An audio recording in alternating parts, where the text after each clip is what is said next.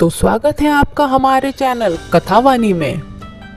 प्राचीन काल में सोनपुर नामक एक नगर था। नगर का नाम इसीलिए सोनपुर पड़ा क्योंकि वहाँ के लोग धर्म, सत्य और दान में इतने उदार थे कि नगर को स्वर्ण के समान समृद्ध और पवित्र माना जाता था।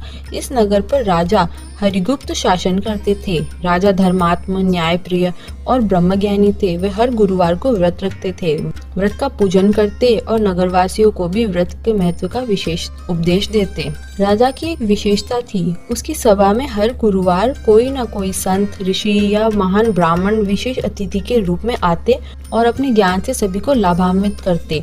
किंतु एक गुरुवार सभा में कोई भी नहीं आया। यह पहली बार था जब राजा की राजसभा अनसुनी की गई। राजा चिंतित हो उठे। उसी समय एक वृद्ध वट वृक्ष के नीचे एक दिव्य वाणी सुनाई दी। राजन, अब मैं तुम्हारे व्रत की परीक्षा लूंगा।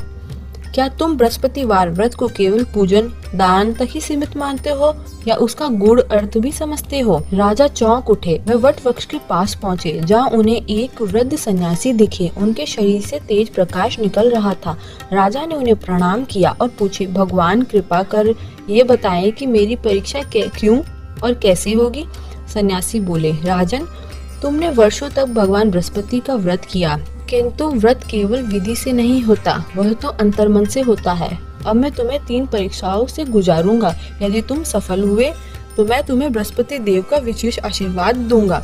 राजा ने स्वहर्ष स्वीकार किया। प्रथम परीक्षा, सत्य का वचन। अगले दिन राजमहल में 2 स्त्रियां आई। दोनों ने एक ही बालक पर अपना अधिकार जताते हुए कहा। दोनों कह रही थी कि ये बच्चा उनका है। एक स्त्री धनी ब्राह्मणी थी, दूसरी एक निर्धन सेविका थी।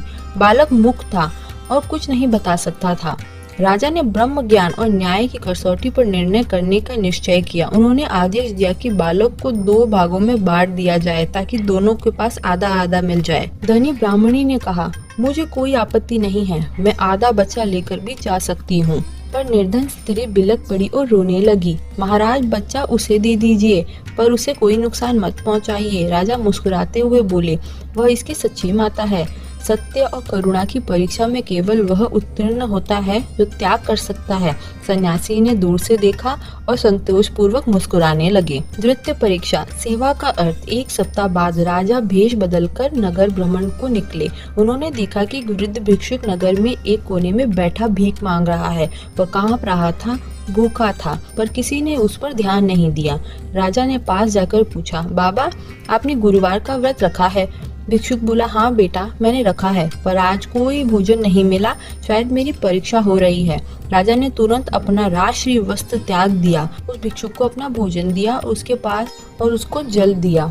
भिक्षुक ने आंखों से आंसू निकल आए। वह बोला, राजन, सेवा वही है जो बिना अपेक्षा की हो। बृहस्पतिवार व्रत का ये सच्चा स्वरूप है, सेवा, समर्पण और संवेदना। तभी वृद्ध सन्यासी वहां प्रकट हुए और बोले, राजन, तुम्हारी दूसरी परीक्षा में भी तुम खरे उतरे।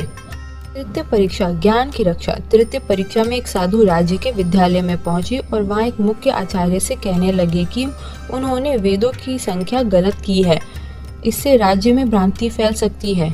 जब ये बात राजा को पता चली तो वह स्वयं विद्यालय पहुंचे। आचार्य ने अपने ज्ञान पर गर्व करते हुए और साधु को नीचा दिखाते हुए कहा। राजा के बीच आकर कहने लगा, आचार्य, यदि हमारा अहंकार हमें सीखने से रोकता है तो वह ज्ञान नहीं, बंधन है। राजा ने दोनों को आमंत्रित किया और यज्ञशाला में खुले रूप से शास्त्रार्थ करवाया। साधु ने गहन, सरल और लोक कल्याणकारी सिद्ध हुए।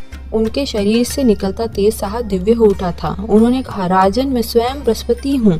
मैंने तुम्हारे व्रत की परीक्षा ली और तुम उसमें उत्तीर्ण हो उठे हो। बृहस्पति देव ने राजा को वरदान दिया कि स्वर्णपूर्ण युगों तक सत्य, सेवा और ज्ञान का केंद्र रहेगा।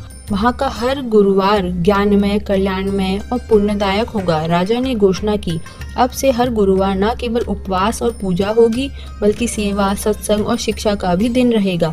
तब से स्वर्णपुर में हर गुरुवार को व्रत के साथ साथ विद्वानों को प्रवचन, निर्धनों की सेवा, बालकों को निःशुल्क शिक्षा दी जाती है। बृहस्पतिवार का व्रत केवल पीली वस्तु खाने, व्रत रखने या दान रखने तक सीमित नहीं है। इसका असली उद्देश्य सत्य का साथ देना, सेवा करना बिना किसी अपेक्षा के, ज्ञान को समझना, अपनाना और बांटना। जो इस सूत्र को अपनाता है वही बृहस्पति देव की कृपा का पात्र बनता है और जो इस कथा को सुनता है, सुनाता है तथा पुकारा भरता है, बृहस्पति देव सदा उनकी मनोकामनाएं पूर्ण करते हैं। जय श्री हरि विष्णु। ऐसी ही और कहानियाँ सुनने के लिए हमारे चैनल कथावाणी को शेयर करें, सब्सक्राइब करें और बेल आइकन को प्रेस करना ना भूलें ताकि सबसे पहले हमारी कहानियाँ पहुँचे आप तक। धन्यवाद।